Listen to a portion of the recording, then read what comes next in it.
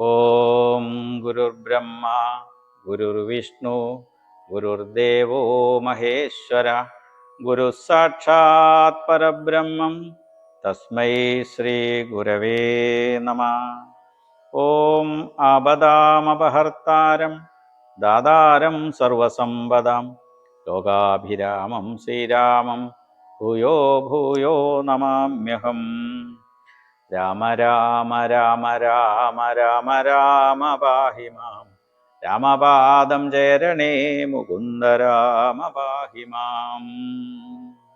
എല്ലാ സജ്ജനങ്ങൾക്കും പദം പദം രാമപാദത്തിലേക്ക് ഹൃദ്യമായ സ്വാഗതം. ഹരി ഓം. ഇന്ന് നിങ്ങളുടെ മുമ്പിൽ അവതരിപ്പിക്കുന്ന പ്രധാന കഥാപാത്രം അംഗദനാണ്. അതീവ ബലവാനായ ബാലിയുടെയും താരാദേവിയുടെയും പുത്രനാണ് അംഗദൻ.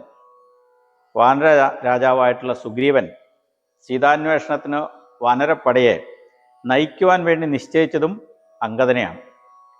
അത്ര കഴിവുള്ള വാനരന്മാരുടെ ഒരു നേതാവായിട്ടാണ് അംഗദനെ രാമായണത്തിൽ നമുക്ക് മനസ്സിലാക്കി തരുന്നത്.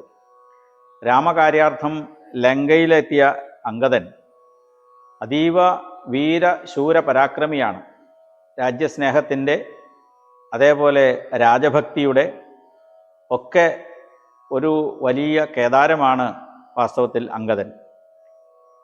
തൻ്റെ ദൗത്യം എന്താണെന്ന് ഉത്തമ ബോധ്യമുള്ള അംഗദൻ ശരീരബലത്തിൽ അല്പം വലിപ്പക്കുറവാണെങ്കിലും പോരാട്ടവീര്യത്തിലും ശത്രുസൈന്യത്തെ തോൽപ്പിക്കുന്നതിലും യുദ്ധപരാക്രമത്തിലും അതീവ സമർത്ഥനാണ് എന്ന് അംഗദൻ തെളിയിച്ചിട്ടുണ്ട്.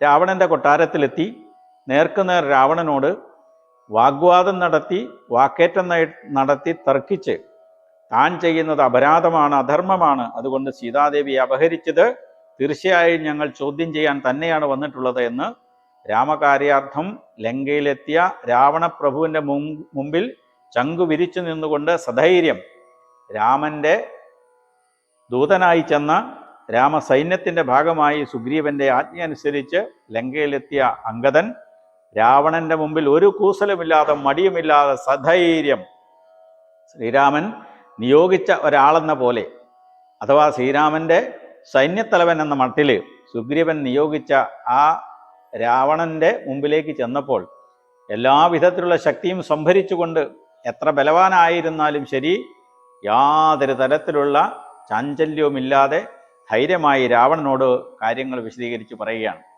രാവണൻ തന്നെ ഭയപ്പെട്ടു പോയി എന്നാണ്. അംഗദനോട് ഏറ്റുമുട്ടിയിട്ട്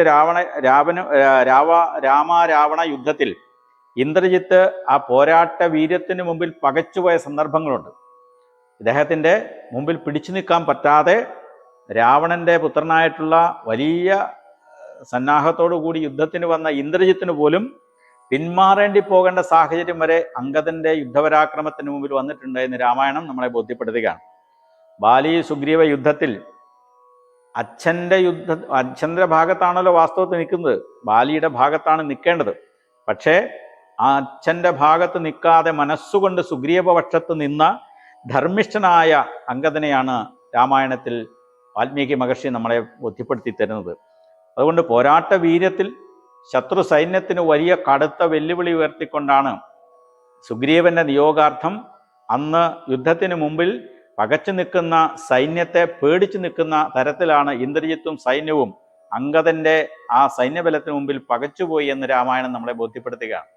നോക്കൂ, ശരീരബലം കൊണ്ടല്ല, തൻ്റെ മനസ്സുകൊണ്ട് പോരാട്ട വീര്യത്തിൻ്റെ രാവണന്റെ പോരാട്ട വീര്യത്തെ ഒന്നും കൂസാതെ രാവണന്റെ ശക്തിയെയും പരാക്രമത്തെയും തെല്ലും വകവയ്ക്കാതെ താൻ ചെയ്യുന്ന ധർമ്മമാണെന്ന് വിചാരിച്ചുകൊണ്ട് ധാർമ്മിക പക്ഷത്ത് നിലയുറപ്പിച്ച അംഗദൻ നിരവധിയായിട്ടുള്ള സൈന്യങ്ങളെ, രാവണന്റെ സൈന്യത്തെ, ഇന്ദ്രജിത്തിന്റെ സൈന്യത്തെ, സേനാനായകന്മാരെയൊക്കെ നിരവധി പേരെയാണ് വധിച്ചത്. നരാന്തകൻ എന്ന് പറയുന്ന ഒരു അസുരനെയും ആ സന്ദർഭത്തിൽ വധിക്കുന്നതായിട്ട് രാമായണത്തിൽ കാണാം.